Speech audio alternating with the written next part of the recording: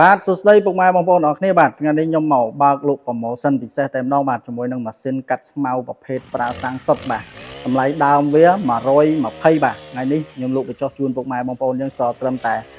$75តែប៉ុណ្ណោះពុកម៉ែបងប្អូនណាបាទហើយអ្វីដែលកាន់ពិសេសពុកម៉ែបងប្អូនយើងបានមើលវីដេអូនេះហើយគ្រាន់តែចុច share ម្នាក់មួយបាទខ្ញុំ free ដឹកជញ្ជូនពុកម៉ែបងប្អូនយើងតែម្ដងបាទ free ដឹកជញ្ជូន25ខេត្តក្រុងតែម្ដងពុកម៉ែបងប្អូនបាទតម្លៃ$75នេះបាទហើយម៉ាស៊ីនកាត់ស្មៅនេះផងដែរបាទគឺជាផលិតផលថៃសុទ្ធតែម្ដងពុកម៉ែបងប្អូនណាបាទមាន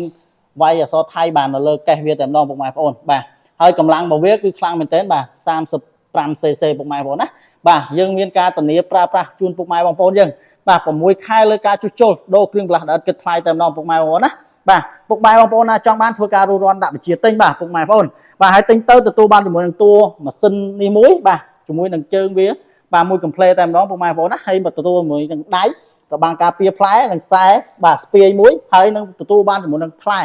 បាទផ្លែនេះបាន4តែម្ដងពុកម៉ែបងប្អូនណាបាទទទួលបានជាមួយនឹងផ្លែសម្រាប់ធ្វើការកាត់ជាមួយខ្សែបាទ1ហើយនឹងទទួលបានជាមួយខ្សែផ្លែនេះបាទ2តែម្ដងពុកម៉ែបងប្អូនហើយនឹងទទួលបានជាមួយនឹងផ្លែកាត់កបិតបាទផ្លែកបិតនេះគឺ1ហើយនឹងទទួលបានជាមួយនឹងសោមួយកំ pl តែម្ដងបាទសម្រាប់ធ្វើការដោះដូរផ្លែបញ្ជាក់ពុកម៉ែបងប្អូនណាអត់មានច្រើនគ្រឿងទេតម្លៃ$75 free ដឹកនេះបាទពុកម៉ែបងប្អូនណាចង់បានធ្វើការរួចរាន់ដាក់បញ្ជាទិញបាទ